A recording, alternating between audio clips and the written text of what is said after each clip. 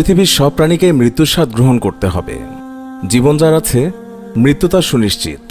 আর দুনিয়াতে সবচেয়ে কষ্টদায়ক মৃত্যু হচ্ছে মানুষের মৃত্যু। হযরত আদম আলাইহিসসালাম থেকে শুরু করে কিয়ামত পর্যন্ত সকল প্রাণীকেই মৃত্যুর স্বাদ গ্রহণ করতে হবে। এমনকি সকল প্রাণীর মৃত্যুর পর মহান আল্লাহ তাআলা আজরাইল আলাইহিসসালামকে আদেশ দেবে সকল ফেরেশতা ও জিন জাতির জান কবজ করতে। মৃত্যুর হাত থেকে আমাদের দিনের নবী হযরত মুহাম্মদ সাল্লাল্লাহু আলাইহি ওয়াসাল্লাম তিনিও রক্ষা পাননি। তবে নবীজি সাল্লাল্লাহু আলাইহি ওয়াসাল্লামের জান কবজের সময় আজরাইল আলাইহিসসালাম বিশেষ কিছু কথা বলেছিলেন।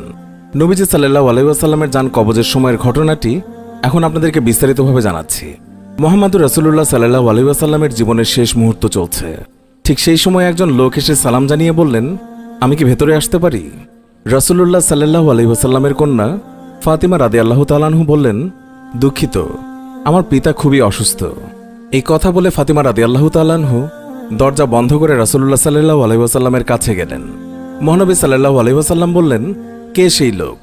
ফাতিমা বললেন, এই প্রথম আমি তাকে দেখেছি, আমি তাকে চিনি না।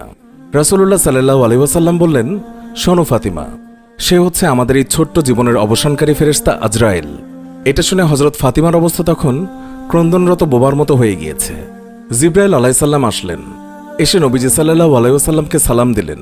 জিবরাইল আলাইহিসসালাম বললেন, হে আল্লাহর রাসূল, আল্লাহ তাআলা আপনাকে সালাম দিয়েছেন আর জানতে চেয়েছেন আপনি কেমন আছেন।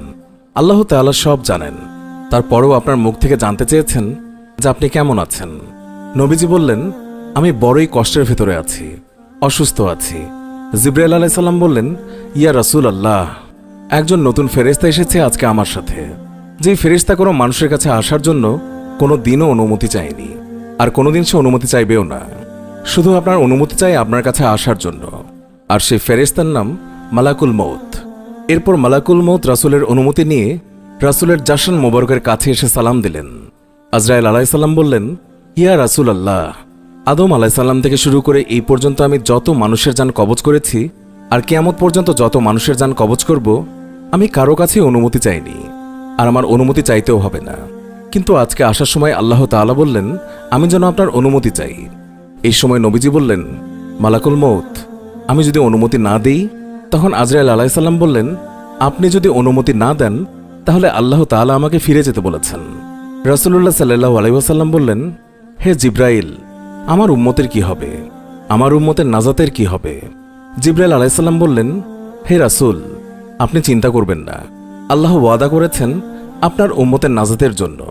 তারপর আজরাইল আলাইহিস সালাম আল্লাহর রাসূলের অনুমতি নিয়ে তার জান কবজ করলেন।